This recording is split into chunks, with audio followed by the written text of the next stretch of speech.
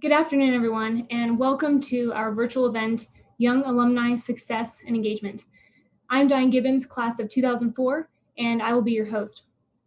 For background, I studied engineering, instructed skydiving on the Wings of Blue, where I met my husband. And now I lead Trumbull, a Forbes Top 25 Better Founded startup, and we serve energy and defense, focused on robotics and autonomy, and also lead SAIL Analytics, focused on machine learning and artificial intelligence. My husband, JR, class of 2003, flew F-16s, advanced UAS, and is leading an IPT developing an investment strategy for the U.S. Air Force under Dr. Roper and DoD partners. In a couple minutes, Lieutenant General Severia will present the Young Alumni Excellence Award to 5 outstanding graduates. And to be clear, I am the moderator and not one of the awardees. After, we will host a panel with the award winners and discuss tips for connecting with the community, standing out among the rest, and planning your path to success. Now, please welcome the Superintendent of the United States Air Force Academy, Lieutenant General Severia. Hi, good afternoon. Good afternoon, Diane. Hopefully you can hear me and see me just fine. Loud and clear. Okay, great. Well, hello, everyone. It's certainly a pleasure to join you for this event. And I'm actually in the superintendent's conference room. It's a shame that we're not doing this in person, but that's the times that we're in right now. But that doesn't make the event and doesn't make the award any less important. So congratulations to all in advance and ahead of time. It's certainly a privilege that to get a chance to connect and recognize and honor alumni through this kind of award. And when you see the years, you know, even listening to Diane there, you see the years and the accomplishments that they've done. You know, it's really remarkable so much that people have done in a relatively short time. But it's also it's so inspiring about what they're still going to do in the future. These young alumni, when you think about, you know, there's test pilots here, special ops pilots, aides to the president, Marshall Scholars, White House Fellows, a Jabara Award winner. And I can't add up all the master's degrees and the PhDs that are in there in this group. Airmen, leaders, scholars, it certainly is impressive. And it's certainly the example of what we hope and that we want all of our graduates to aspire to achieve and really truly to emulate those kind of achievements. My favorite part of my job, without a doubt, is when I'm out and about around the country, which hasn't happened for the past few months, but out and about around the country and seeing alumni that are leaders in industry, leaders in government, leaders in higher ed, leaders in nonprofit, and it's truly just amazing. What graduates are up to at all levels and really truly having an impact as leaders in our nation. And after serving in the Air Force, either for 5 years or 35 in my case, that they're leaders across our nation. That alumni crowd right now is over 50,000 strong, which is really, really, truly incredible. And these awardees demonstrate just the best among that 50,000. Thank you for making us proud. You know, I can take full credit for everything that you've done. I can take full credit for all of your work as the superintendent and use that with the cadets. And if it doesn't make you feel old when you're a member of the class of 85, when you see the basics come in, but think about that. The class of 24 is here. And the class of 24 are going to be in test pilot school, as an example, in 2034. And the class of 24 are going to be senior commanders in 2044, and one of them's going to be a superintendent in 2052 or 54, something like that, which is really remarkable. And that they're walking up the ramp, walking up the core values ramp last week. 1,200 of the member of class of 24 that are ready to step out and join the long blue line. But you are the example as the awardees. You are the example that they aspire to. So thank you very much. Thank you for that inspiration, but also thank you for the time. It's a true honor to be. So thank you. Thank you, Lieutenant General Severia, for your time Now we'll introduce the 2019 Young Alumni Excellence Award winners. First, we have Major Brandon Dews, class of 2007, a member of the 2019-2020 class of White House Fellows and a U-28 Special Operations pilot. Brandon was handpicked as the aide-de-camp to support a 3-star general in NATO, was selected as a Field Grade Officer of the Year, and 6-time FGO of the Quarter, 3 times at the wing level. After the academy, Brandon went to a Party School, correction please, the Party Rand Graduate School, earning a master's in philosophy and doctorate in public policy analysis. Then we have Lieutenant Colonel Anna Gunn-Golkin, class of 2005. Anna serves as the Chief of Staff of the Department of Air Force Rapid Capabilities Office, RCO. Anna is a distinguished graduate of the Air Force Institute of Technology and Air Force Test Pilot School, earning a Master of Science in Astronautical Engineering and Flight Test Engineering. She has served as the Wing's Chief of Flight Test Engineer, earning 2 MAJCOM level Aircrew Outstanding Performer Awards. Next, we have a 2004 classmate, Lieutenant Colonel Miriam Krieger, currently an assistant professor of political science at USAFA, leading the International Relations Division. Miriam continued her education as a Marshall Scholar in the United Kingdom, earning her first master's degree in global politics from the London School of Economics and her second master's degree in conflict security and development from the King's College London, as one does. Miriam was selected as one of 2 members of the 2nd class of the Chief of Staff of the Air Force Captain's prestigious PhD fellowship. She also earned the 2015 General Wilma Vaught Visionary Leadership Award. Next, we have Major Caitlin Reilly, class of 2007, a U-28 evaluator pilot and executive officer to the Director of Operations, Air Force Special Operations Command. Caitlin and her crew, Draco 42, won the National Aeronautics Association McKay Trophy for the most meritorious flight of 2018. Her actions over the past 2 years of deployments earned her the 2019 Jabara Award for Airmanship. Last but not least, we have Lieutenant Colonel Wes Furlock, class of 2004, just turned over command of the 344th Air Refueling Squadron Commander at McConnell Air Force Base and is headed off to SDE in DC, ABC 123. Too many acronyms there. Wes won AMC Company Grade Officer of the Year, served as the former military aide to both Presidents Barack Obama and Donald Trump, served as a commander of the 1st Operational Squadron for the KC-46, and earned his MPA from Harvard. All right, now that we have all of the awardees introduced, congratulations, and we will now ask our award winners some questions submitted by our guests. Do we have all of the panelists showing up? Great, we do. And let's transition to some of the questions. You know, Wes, I would start with you. How did you get to be so amazing? I'm kidding. Everyone's amazing, but to jump to a serious question, this is for everyone. Now that you've received this great honor, what is the next step for you? And then for you, and if not you, perhaps your friends, did you ever sense stagnation in your career, and what did you do about it?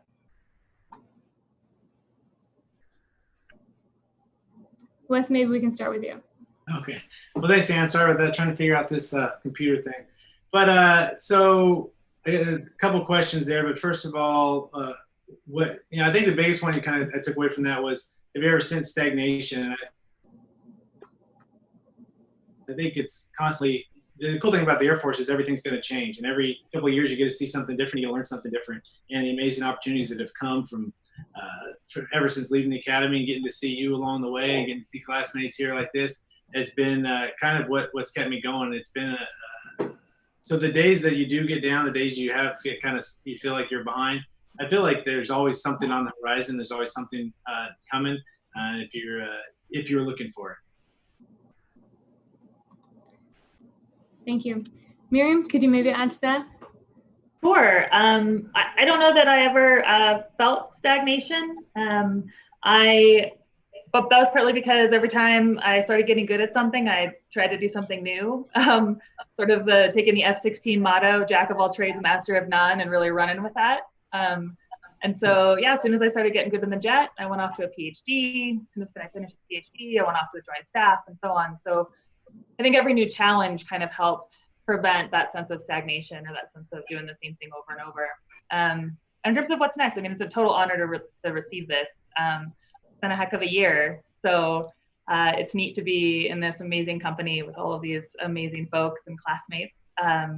So I'm looking forward to, honestly, I'm staying here at USAFA. I'm over in the cadet wing side now as a deputy group AOC, and I'm moving off hopefully back to DF here as a leadership and instructor role again for a while, and building that next generation of officer, building that next generation of alum. There's no more satisfying task. The impact you can have at the individual level all the way to the institutional level is extraordinary. Thanks, Miriam. Anyone else want to jump in there? And I'll jump in. I just want to say thank you to Lieutenant General Silveria, the foundation, and everyone viewing right now. It's honestly a very humble and honored privilege to be able to present some thoughts. If I think back just to my time as a cadet, to be able to share maybe some words of wisdom, it's very humbling. So thanks for your time and the foundation in total. So I'd like to say that I think one of the great things about the next challenge is you're always looking to give back, and no one got to this stage without some great mentors or individuals that invested in them. So I challenge everyone who's listening now to just think about those quality people and think about how you want to give back to the course of your career. And I think if you start focusing on others, it'll help you prevent overcoming a sense of stagnation. And it's just like Miriam mentioned, the Air Force, as soon as you get good at something, is going to move you on to something else. So you will always have new opportunities. And when you see that there are challenges that you're facing, try to be a rational optimist. Be open to new opportunities, realizing that in every crisis, there are opportunities and silver linings to it just right now. To just do your best wherever you're planted and you'll shine. Perfect. Caitlin or Anna, anything to add there? I mean, you can't really say it much better than what Brandon already said there. Absolutely, I'll echo what everybody else already said. Every time you start getting good at something, the Air Force is going to give you a new challenge to start back at the bottom and relearn something brand new that you're probably not good at. So especially in the aviation world, you know, getting to switch airplanes a couple different times, switching commands, you will continue to be challenged throughout your career, whether it's aviation or otherwise. So stagnation, I don't think is probably going to be a thing for anybody in the Air Force, whether they serve for 5 or 20 or 30 years. So much like Brandon said, just staying open to those opportunities and continue to challenge yourself. You won't feel any stagnation, that's for sure. I'll just pile on what everybody said is so spot on. If you ever feel like you are starting to stagnate, the Air Force will change it up on you. And if they don't, just you can take that opportunity to help mentor the folks that are following you. And that's a whole new challenge in itself. They're coming from different places and different generations even. So it's really great to be able to work with the next generation of airmen. Well said, Anna. Anna, a quick question for you. What is your favorite item of memorabilia behind you? It's all pretty fascinating. It's all pretty fascinating. Of course, my class of 2005 picture. Yeah. Strive. Looks good. Looks good. Great. Well, thank you everyone for that. Caitlin, this question is directed at you. As a recipient of the 2019 Jabbar Award for Airmanship, can you share, what made you successful as a pilot and some advice on creating a successful crew environment? Yeah, absolutely. So I took a negotiations class at the academy, which may seem like a weird way to start that question, but we read a book, Getting to Yes, and that book has stuck with me throughout my career. And although it has absolutely nothing to do with aviation, the mindset of finding a way to yes is what I think has made myself and so many other SOF operators pretty successful in their careers. So there is a way to accomplish every single mission that is thrown at you creatively. Sometimes it's going to take you being creative, but if you have that attitude of kind of an aggressive creativity, we're going to figure out how to get it done. You're going to be successful in whatever you do, whether it's in an aircraft or in any other capacity. Just a quick anecdote from one of the kind of operations that was part of the Jabbar Award timeframe.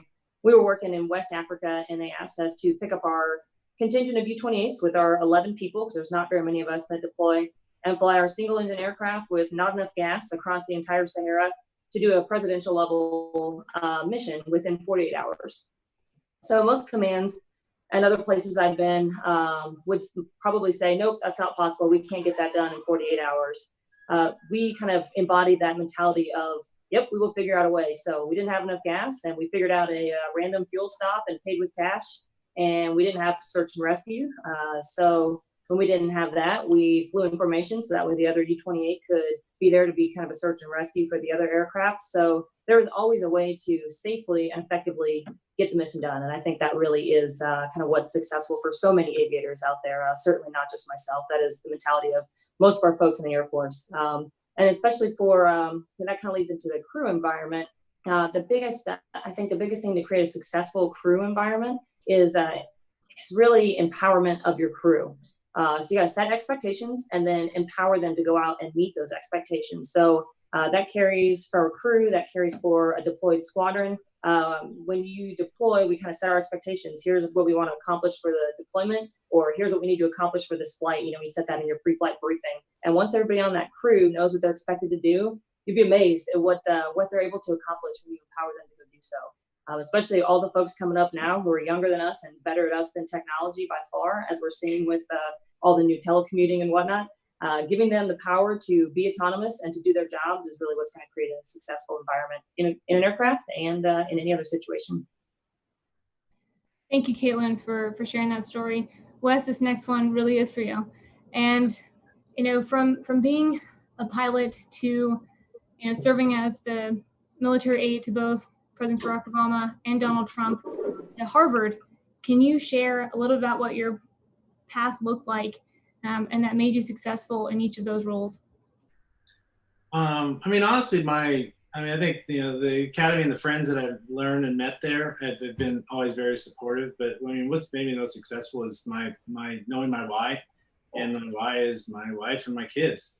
I've been able to, going through these experiences with them and the ups and downs of what the military life looks like. That's always kept me going and making sure that what's in line with them and our family, and where that lines up with the Air Force, that's a win. And then they're also, the biggest fans and also the biggest critics. So it's nice to have that. And it's, we've become like an autonomous unit moving. My 8-year-old is in her 8th house right now and moving on. But maybe that's not the story of, the Academy, but I think it's the story of what we have to know our why and how do we define success. And I think I've had experiences in life with the family that has changed my definition of success in many ways. But making sure that you're clear on that and knowing what you want it to be, and then going from there. And then when those opportunities come up, don't go halfway, go all in. Make sure, a lot of this, some of it's timing, some of it's luck, and some of it's just getting after it. And so when you do get those opportunities and they do come up, make sure you don't wish you would have done more, because if you've given it your all, that's all you can do. But if you wish you'd have done more, you'll be regretting it for a long, long time. Thank you for that, Wes, and thank you for sharing your why. And you did mention, a focus on your children. We had a few questions on that.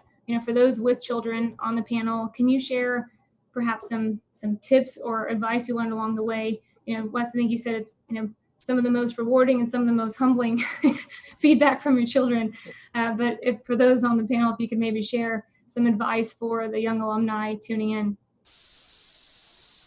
For me, I think that the hardest part is I'm dealing with it right now. I have an 8-year-old and a 9-year-old that are moving again, and they're interior. But the nice part is that they all along the way back to where we're going to see friends, and they've got to see amazing things that they would never seen in any other life.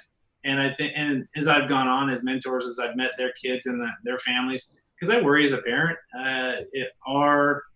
am I doing them harm? Am I going to not make them as successful as they can be? Am I not setting them up for the opportunities? But every kid I meet that's gone through this lifestyle, I'm always impressed with. And I think as a whole, that the lifestyle and the people you get to be around has made them better. But it's hard to see the tears. It's hard to see the moves. But as soon as they get there and get to see something new, I think they're much more well-rounded. And the opportunities I've had through the Air Force has opened the eyes of both my daughters to what they want to be. And that Madison wants to go to Harvard, and Quinn's decided she's going to the Academy. So that's a win. It's a win for me, and something I didn't think. It's just taken a few years to realize. That's great. And I know they enjoyed watching Frozen in the White House bowling alley. And after meeting you and getting your coin, my son Trey knew that he wanted to be a military aide to the president. So So you've inspired my son, Trey. And thank you, Wes. And anyone else want to add to that? And I'll share something that was shared with me by a general officer, and that is, don't run out of family before you run out of career. Let's repeat that for emphasis. Don't run out of family before you run out of career. And I was told as a young lieutenant, remember who's going to be standing with you on the other side and who's important. The great thing about the Air Force and the military in total is that this is a family affair. And that while even though we take on the brave duties of going out and deploying, it's still a fight for your family back at home. So appreciate them, appreciate the challenges they go through. But just like Wes stated, they're great joys to be a part of this great family. And so I just emphasize to anyone who has a family or thinking about it, to have a 3-year-old and a 1-year-old at home, is to balance your time. There's always going to be more work, priorities, know what's critical, what's important, what's nice to have, or even what's unnecessary. And then also what your values are, doubling down on what Wes said, know your why, and the rest of it will truly align. Absolutely. And we learned that prioritization at the academy. Anyone else there before we jump to the next question? We're good. Great. Miriam, this one is for you. Being a Marshall Scholar, I'm part of the Chief of Staff of the Air Force, Captain's Prestigious PhD Fellowship. Can you share more on why continuing your education is so important? Yeah, absolutely. So, it's tempting to give sort of a generic answer here because, we all know education is important. The Air Force invests in education, right? They send people to grad school, they send people off for higher level education. We have an entire Air University in addition to an Air Academy and AFIT, right, to help educate our airmen and our officers. So I'll give you some actual concrete reasons to continue education. So first, it opens doors. That sort of truism of, do you want to be someone or do something? It's not that dichotomous, right? In order to enact your vision, in order to make a difference, you got to be the guy in the room. And so education opens that door for you. And I would say probably a good part of the reason I got the job I did on the Joint Staff was because of the PhD. That was valued there. And so that's one reason. The second reason, it makes the institution better, right? Not only are you making yourself better, which means that you have better ideas and better context and better history to bring to the mission, to leadership, to command, to warfighting, but you have a better network too, right? Don't wait for the Air Force to bring diversity to you. Go out and seek it, right? And you can do that through education. You can connect with the super smart civilians or the super smart academics in the world and bring their knowledge to bear. You don't have to know it all. You can get help, and that network is nice. And then the third reason is just it keeps you humble. I have to say the most humbling moment in my whole career was when I got my PhD, right? It's supposed to be this pinnacle of education. And actually it was the moment where I felt like I knew the least because the knowledge was so vast and I realized how much I had to learn still. And so that level of humility is what keeps you a lifelong learner, which then gets you the benefits that I already mentioned. So absolutely, continue your education, it's worth it. Thank you, Miriam. That was very well said. The more you know, you learn, the more there is to know. and we all realize that as we mature. Great. Brandon, this one is for you. From being an outstanding U-28 pilot to excelling as an aide-de-camp to a 3-star general in NATO, how was that transition for you, and what led you, to that success, and now as a White House fellow? First, I'd like to just correct, not quite as outstanding as Caitlin, but very humble to be part of the same community and really proud of her and her team for representing not only Draco, but the AFSOC community in total. But adaptability is the key to your success throughout the entire Air Force. We mentioned before that the Air Force is going to continue to throw new challenges to you. For my circumstances, I came home from a deployment after working on counterterrorism missions and then had a son 2 weeks. And when he was 2 weeks old, I found was notified, hey, you're going to Brussels. 6 weeks later, I was boots on ground working. And then 2 weeks later, I was in Albania working with general officers across the alliance. So it was a very fascinating piece to jump from not only a tactical aspect to a strategic lens, where NATO, they like to joke that it's DC times 29 or at least times 30 with history, culture, processes, all dissimilar power structures. It's very complicated. So when you jump from that level where you're an expert at the tactical level, I think, and you go to a new challenge, it's very important that you start listening and in being willing to learn. And so one thing that I've used throughout my career is to seek first to understand, or you want to be understood. And so within that strategic context, there's a couple of tidbits that I've used for my approach, and that is, in order to distill core issues, I've always thought about 3 different COAs that I could present for a solution, and then provide one recommendation that gives me at least a communication to a general officer, let them know that I have thought about a diverse array of options. And then I also think about how these effects, pros and cons, will be affected not only 2 levels up, 2 levels down, and then also lateral for not only impacts and successes. So that the last piece that I actually recommend for everyone is to grab a book if you're a new lieutenant or wherever you are in your career, The First 90 Days by Michael Watkins. All of us are going to have the first 90 days, and it gives you a really good framework to address new challenges and how a strategy for combating them. Thanks, Brandon. Or you could grab one of Miriam's books behind her, which I'm sure she'll lend out. Okay. Wes, another question for you. Would you say that your background is inspired by Between Two Ferns? That's what I was working for, so they got it in, but not in sense. Okay. I think it'll make sense to the young alumni. Okay, so moving on to a more serious question, for everyone, and jump in as you'd like, why do you feel it's so important to give back to your community? Hey, Diane, I'll jump in on this one first if you don't mind. Yeah, please. So I actually have a unique circumstance. I spent most of my career being that person that gives back. And about a year ago, almost to the day, I was actually diagnosed with cancer. And so I had the experience of being the person who receives from the community. And so it was an incredibly humbling experience. I learned a lot about myself and about my institution and about my community, about resilience. But one of the main lessons I took back is that is partly why you give, right? Everyone at some point is going to be the recipient. Everyone at some point is going to be tested. And so if you invest that time, that money, that energy, that effort ahead of time, it'll be there for you when you need it, just as it's there for everyone else when they have to draw on that account as well. So that would be one reason I would say focus on giving back. It's good for you and it's good for everyone else around you. And I like how you said, invest all along and don't just invest when you need it. That's very well said, Miriam. Thank you. Anyone else on that? I'd like to say that it's also very similar to the discussion we had about families, right? Who's going to be there with you when you end your Air Force career, when you move on to the next step?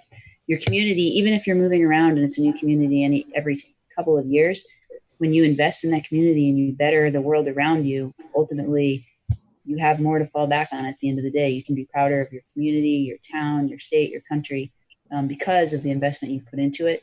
And then hopefully you inspire more folks to continue paying it forward along those lines, and just gets better and better every day.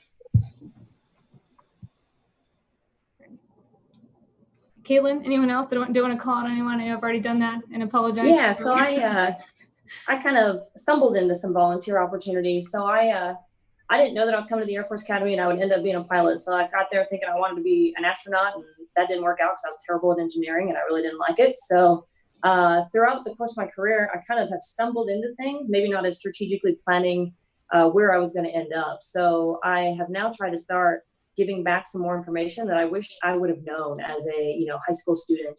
So my brother is actually a teacher out in California, so I try to go home and talk to a lot of the rural schools out there because we're not by any military bases out there at all. So they don't really have a lot of military influence where they can reach out to people and ask questions. So trying to go back out there and teach young kids and tell young kids about opportunities that I didn't know existed when I was in their shoes.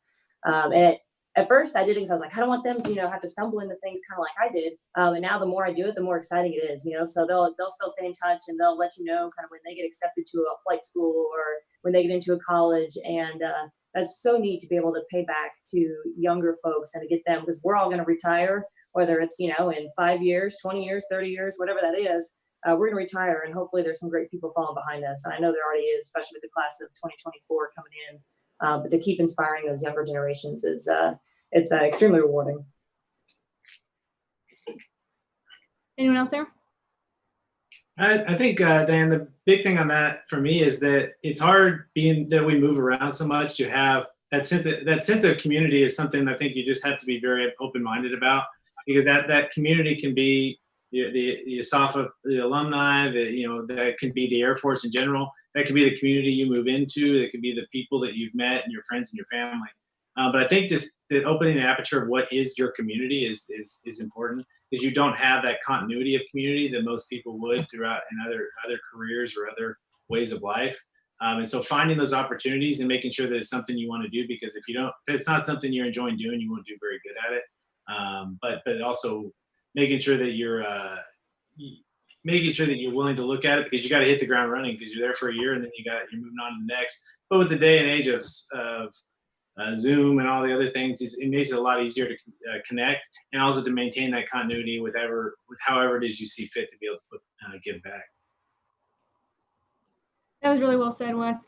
Thank you for bringing up the community aspect, and for everyone, how do you see that we can enhance the professional relationships, the community aspect you mentioned, and the network within the graduate community and within the AOG? No pressure. I'll throw out just a tidbit, just at least in my experience of being thrown into a joint environment on the international scene. I think the Air Force, we need to be very active and engage with each other. When you see a fellow airman or airwoman, go up and ask them what they're doing, what are they proud of, what current role, and then just take them underneath your wing, especially if you're in a unique circumstance. Just be proud of our heritage, even though now we're no longer the youngest service. So just be proud of who you are and what we're doing, and then just be openly engaged. Share opportunities, lessons learned, as at the end of the day, the worst that can happen is you just tell someone and share basically your life's work with them, and then maybe they pick that up and continue on. Very well said. And you mentioned just seeing people around, and Wes and I were the same engineering major at the academy, and we've run into each other around the world, from the Paris Air Show to both when President Obama was president and when President Trump was president. And it really is just wonderful to see a familiar face.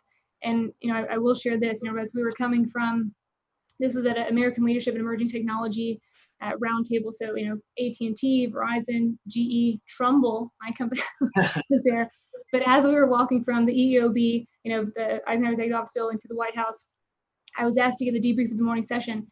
And I said, okay, when? And this was in 5 minutes. And I would say that the academy training certainly helped you take disparate information and package into 3 key points, if you will. And then for me, seeing familiar face in Wes was really wonderful, just to have that and have that vote of confidence and that level of comfort as you go into those situations. So I can personally attest to seeing familiar faces, seeing that even if you don't talk to them every year, you don't miss a beat, I would say, with grads, whether it's the exact same experience or somewhat similar experience. But thank you for mentioning that, Wes. Anna, Wes, you also mentioned Space Force. This is a question for you, Anna. If you can maybe share a little bit about what made you successful as a test engineer, and with some of your efforts shaping the national space policy at NASA's Human Operations and Exploration Mission Directorate, can you share some advice for the young alumni entering the Space Force?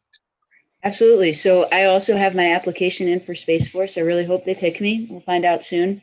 It's really exciting to think that we might be able to shape the newest service. This is what our ancestors, if you will, in the Air Force got to do about 70 years ago, and we've that opportunity now. And for those who want to join the Space Force, just dive straight in, right?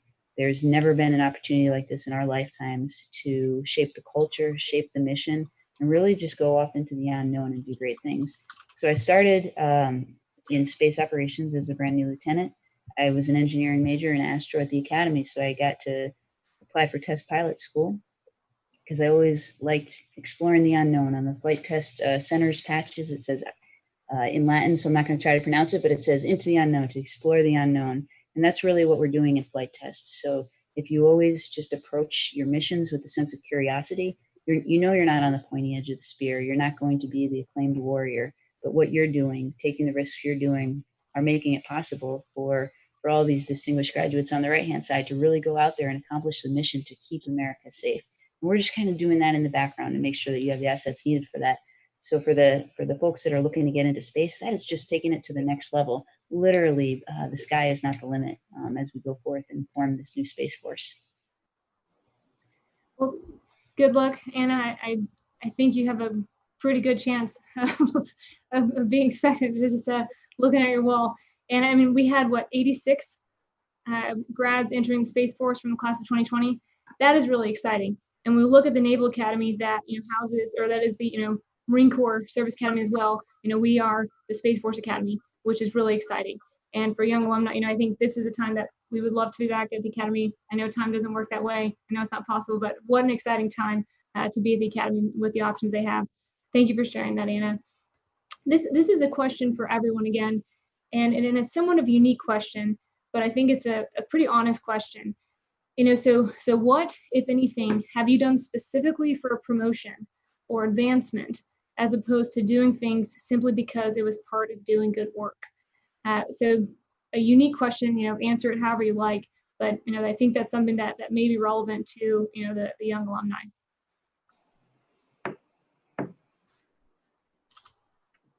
Can I answer it in a totally different direction? Media 101. You answer the question how you like. So you're going to get mentors through your entire career. Whether you ask for them or not, there are going to be people that stand out and you're going to look up to them and they're going to offer you advice. Follow your heart. So sometimes they're going to give you advice and they're going to say, this is the path you need to take to get promoted.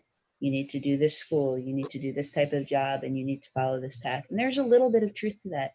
But if it's not something that you're going to be passionate about, you're not going to be the most excellent XYZ, whatever your job is. You're not going to be the most excellent at it if you're not passionate about it. So please take all that advice and then make the educated choices about what is good for your career, but also what is good for you as a human being so that you can excel. So I'm sorry, that's not what you asked, but that's how I've pursued it in my career. And I definitely haven't done a standard path. I haven't kept a MAGCOM or hopefully even a service for more than a few years, but it's been a wild ride. I really feel like I've been able to give back to the nation, and I don't know, it's an adventure. Thank you, I appreciate that. So I think Anna said it really well. I mean, bottom line, if you need to understand the wickets in your career field. There are some things you need to do, right? And you're negligent if you don't. But look at how much the promotion process has changed just in our short careers, right? We've gone from master's degrees being critical to being masked. We've gone from SOS being a discriminator to being universal.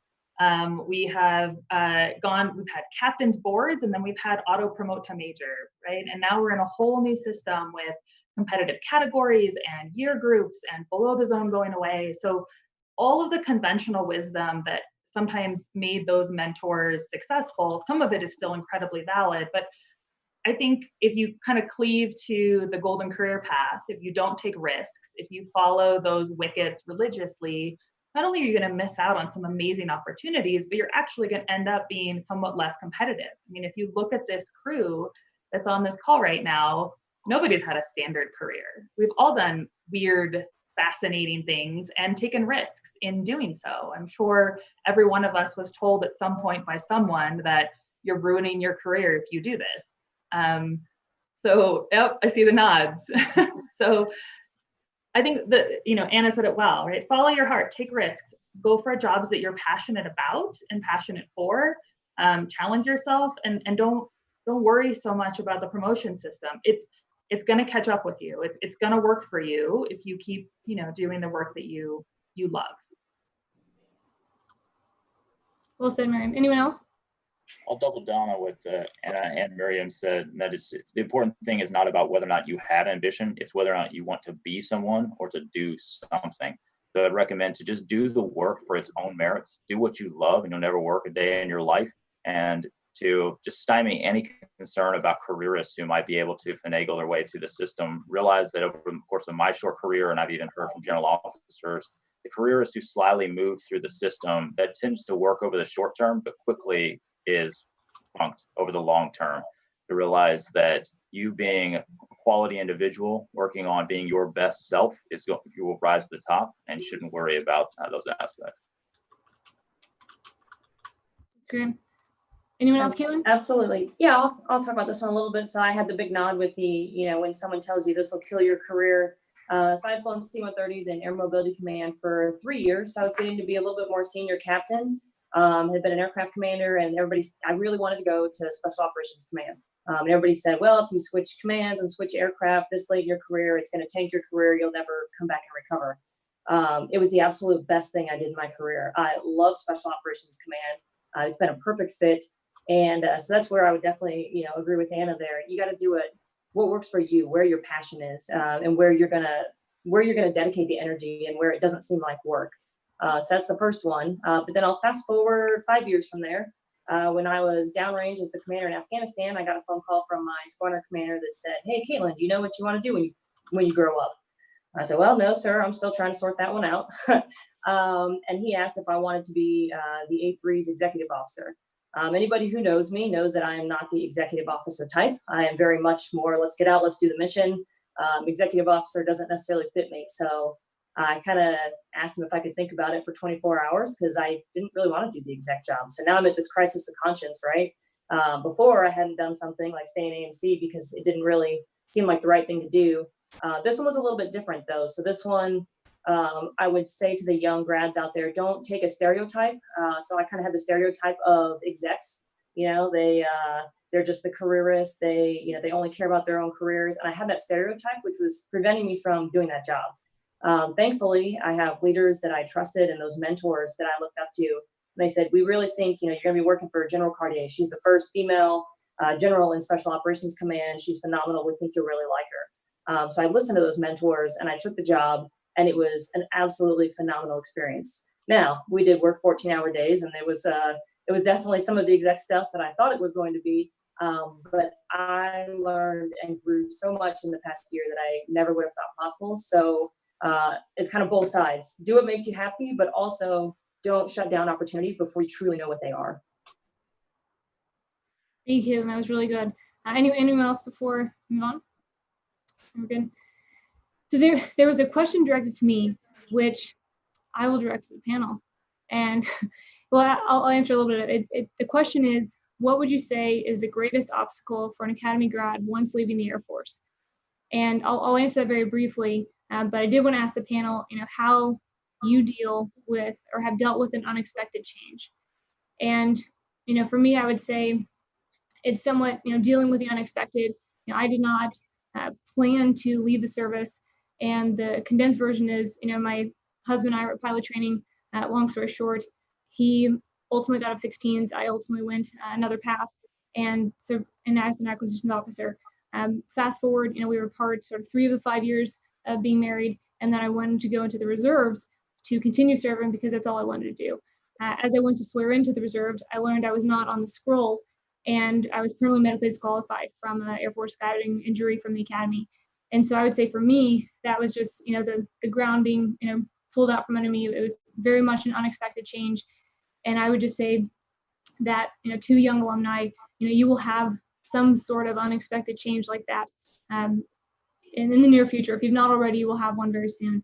And it's not a bad thing. It's just, for me, I dealt with it very personally. I wanted to continue to serve, but I also learned that I could serve in different ways.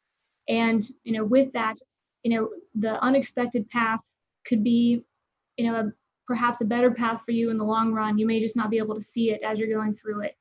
And I would say another challenge for me, and Wes and I were talking about this just a couple of days ago, was, asking for help.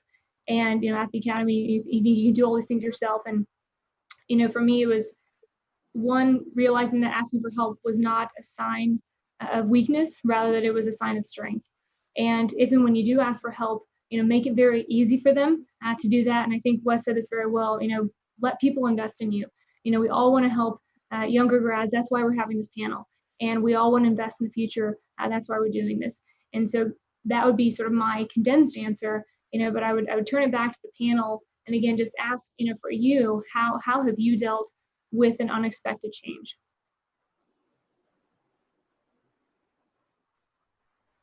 You've already covered some of them today. Well, I'll take it, Diane. But letting other people invest in you, I think, is part of it. But I think that to divorce yourself from the mindset that letting other people invest in you or asking people for help is a burden to them. more so most of the time when someone asks for help, we as humans, we as leaders want to, we feel a sense of, I don't know if it's the endorphins or whatever it is, of wanting to help. And it actually brings a sense of joy to us as leaders to be able to help other people. We as humans are designed that way. And so when you feel that you are burdening, when you're on the fence of whether I ask for help or whether I burden someone with my problems or waste their time with something, I think that you're looking at it the wrong way.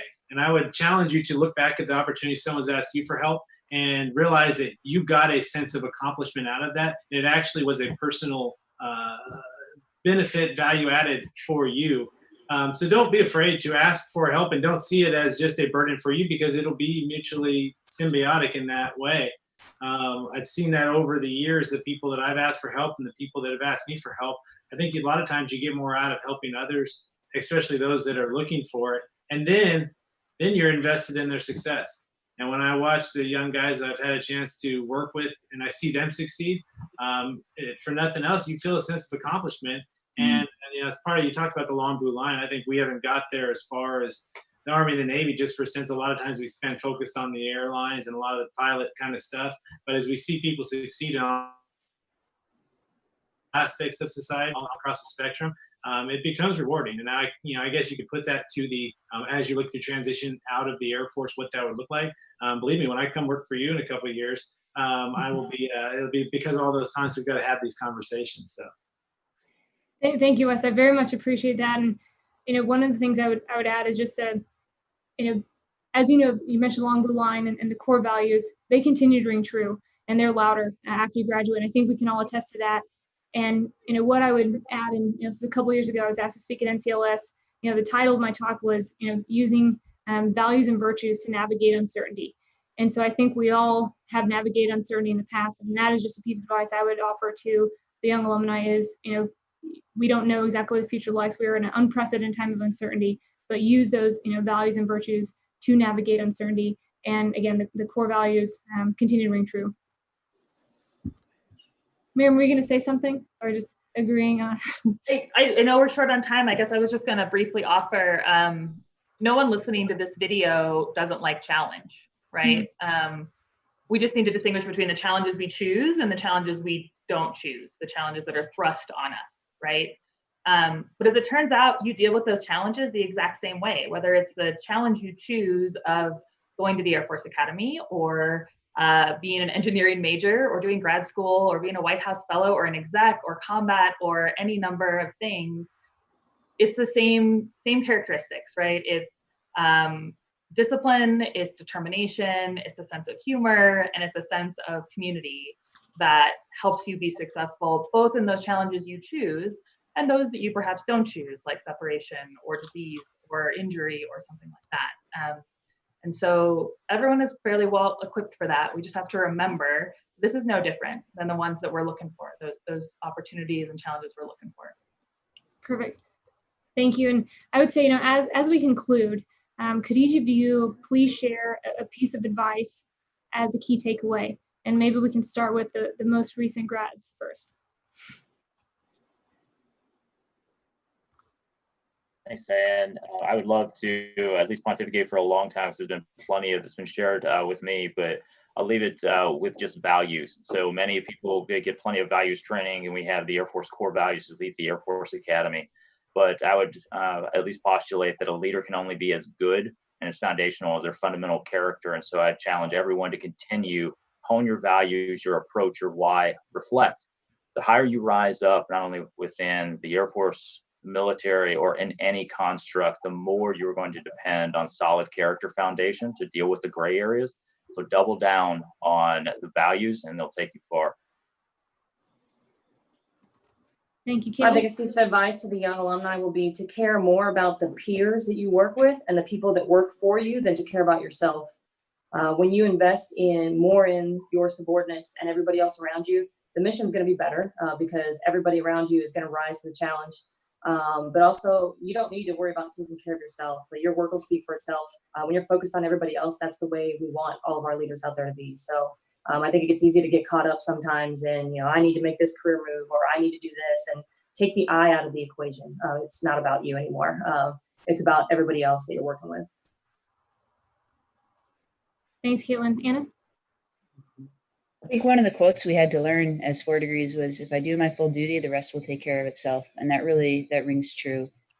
Caitlin talked to that, and your full duty as a leader, as an officer in the United States Air Force, is to take care of your team, take care of your people, and to take care of your mission. And you do that and everything will work out. You'll have some great adventures along the way. Thank you, Anna. And I was waiting from a quote from Contrails. So thank you. You went 2 points, Anna. Great. Miriam or Wes, whoever would like to go first. I guess that'd be talking about the investing in others. But the thing I'd say is, that especially as you start out, I thought as I left the academy, it would be the closest I would ever be to my classmates and the people that I've had experience with. And I would, looking back now, that is completely untrue.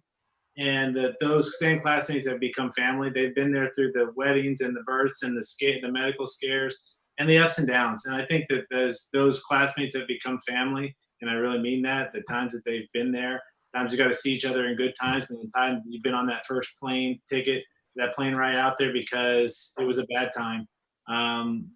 The men and women I've got there with at the academy and throughout the career have become closer than a lot of my family and a lot of my friends over the years. So make sure that investment, that means picking up the phone and on your drive home, that means staying in touch with those people and knowing what they're doing.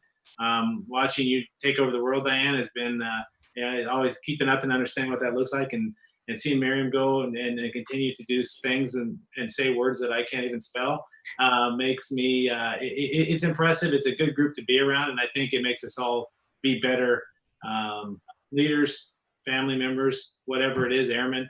And so but that takes time, and that time is well worth the investment. So pick up the phone, stay in touch, and then celebrate each other's victories, because I think that's what makes it all worth it. Thank you, Wes. And you're exactly right. These are the people who will travel to see you and support you around the world. And I think we can all share either a personal story or that of a friend to that matter. And thank you for bringing that up. Miriam? Yeah, I didn't mean to wrap this all up, but this is going to seem paradoxically small, but I actually would say build a network. And in some ways, that's what we've been saying in different words the whole time, right? Build a network with your peers, as Caitlin said, take care of your people, like Anna said, Wes, be close with your classmates. In the military, we often see networking as a bad word, right? Because it sounds like self-aggrandizement and it sounds like self-promotion, and those are not things that we believe in. We see it as being careerist. The reality is that isn't actually what you're doing, right? When you reach out to friends and classmates and alums and mentors, that is building your network, that is networking. And if you're uncomfortable doing it for yourself as a young alum, do it around an idea, right? Build a network. You don't have to be networking yourself as, hey, pick me, but maybe my idea, my leadership philosophy, right? I want to network around that. And there are a variety of ways to do it. You can do it, as Wes said, by picking up the phone. You can do it through your mission set. You can do it by writing. There are lots of places to contribute your thoughts in writing, both at the Air Force Academy and elsewhere. So I would, I guess, maybe stand that advice on its head a little bit, and don't be afraid of that idea of building the community around you, and leveraging it to accomplish the missions. Thank you, Miriam. Very well said. And that concludes our panel and session today. Thank you to Lieutenant General Severia. Thank you to all the award winners and to all of our guests joining us this afternoon. This concludes our virtual event. Enjoy your evening. Continue to serve your community, and be proud to be part of the Long Blue Line. Lieutenant General Severia, I see you there. Would you like to have any closing remarks, sir? Just to say how impressed I am, and just what a real honor to be with this group today. So thank you very much, and thank you, Diane, for running this. Thank you. Thank you, everyone. That concludes our Zoomy call, and go Air Force. Well done, Paul. Yeah, we had to do it. Thank you, everyone. Bye.